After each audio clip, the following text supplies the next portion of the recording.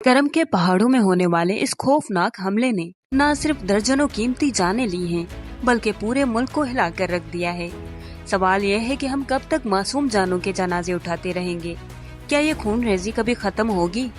आइए इस दिल दहला देने वाले वाक़े की हकीकत को जानने की कोशिश करते हैं। करम डिस्ट्रिक्ट, जो कि खैबर पख्तूनख्वा का एक दूर दराज पहाड़ी इलाका है, एक बार फिर दहशतगर्दी के लपेट में आ गया। जुमेरात के रोज एक काफिला जिसमें तकरीबन 200 गाड़ियां शामिल थीं, पेशावर से पाराचनार जा रहा था।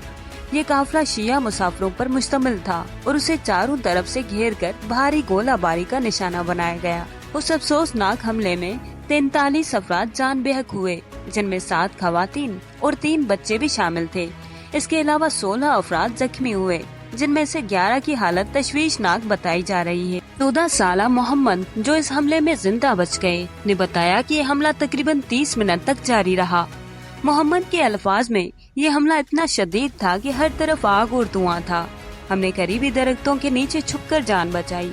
एक और मुतासरा दानिश तूरी ने दिल दहला देने वाली कहानी सुनाई कि किस तरह वो एक 8 साला बच्ची को बचाने की कोशिश कर रहे थे जब वो गोली लगने से उनके बाजुओं में दम तोड़ गई। उस हमले में पाराचनार के सहाफी जानान हुसैन भी शहीद हुए। जानान, जो कि हाल ही में मलेशिया से वापस आए थे, अपनी कम्युनिटी के लिए समाजी कामों और मस्बत सहाफत के लिए जाने जाते थे। उनके साथी सहाफी अली अफजल के मुताबिक जानान हमेशा कहते थे, दुनिया कहां से कहां पहुंच गई है और हम अभी तक उन मसाइल में फंसे हुए हैं। जानान की मौत ने सहाफी बिरादरी और उनके खानदान को गहरे सदमे में मुब्तला कर दिया। करम डिस्ट्रिक्ट पहले भी फिरका वाराना तशद्दुद का शिकार रहा है। जुलाई और सितंबर में होने वाले झगड़ों में दर्जनों अफराद जान से गए।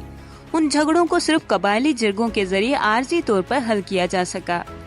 ये हमला इसी सिलसिले की एक और कड़ी मालूम होता है, जिसने पूरे इलाके को एक बार फिर खौफ में मुब्तला कर दिया है। पाकिस्तान की इंसानी हकूक के कमीशन ने इस वाक़े की शदीद मजम्मत की है। इस हमले के बाद कबायली जरगे की तश्कील का ऐलान किया गया है ताकि मसले का हल निकाला जा सके। लेकिन ये सवाल अपनी जगह मौजूद है कि क्या सिर्फ जरगे या वक्ती इक़दामात काफी हैं?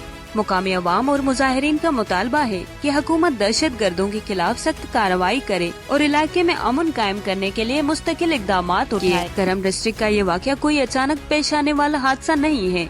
बिल्कुल इसके पीछे एक गहरी तारीखी और समाजी पस मंजर मौजूद है। करम, जो पाकिस्तान के खैबर पख्तूनख्वा के कबायली इलाकों में शामिल है, हमेशा से फिरका वाराना कशीदगी का शिकार रहा है।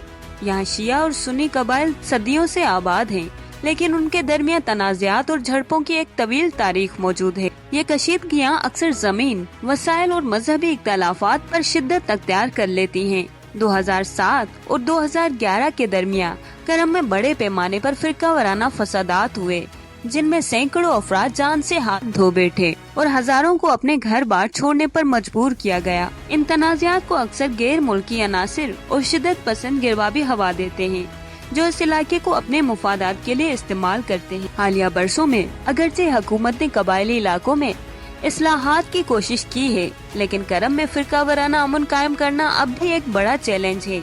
यहाँ के कबाइल की पेचीदगी, समाजी ढांचे और तारीखी मसाइल की वजह से हर छोटा वाक़ा भी बड़े तनाज़े में तब्दील हो सकता है। उस पस मंजर को समझना जरूरी है ताकि हम जान सकें कि आज का वाक़या क्यों पेश आया और उसके असरात कितना दूर रस हो सकते हैं। ये वक्त है कि हुकूमत, मुकामी रहनुमा और सिक्योरिटी इदारे एक साथ बैठकर करम जैसे हसास इलाकों के लिए तवील मुद्दती पॉलिसी बनाएं। अमन सिर्फ वक्ती जरगों या कर्फ्यू से नहीं आएगा, बल्कि समाजी, तालीमी और मुआशी तरक्की के जरिए ही मुमकिन है। करम के लोग को रोजगार के मौके, तालीम और तहफ़्फ़ुज़ फराहम करने की जरूरत है ताकि वो एक महफूज मुस्तकबिल के जानिब बढ़ सकें।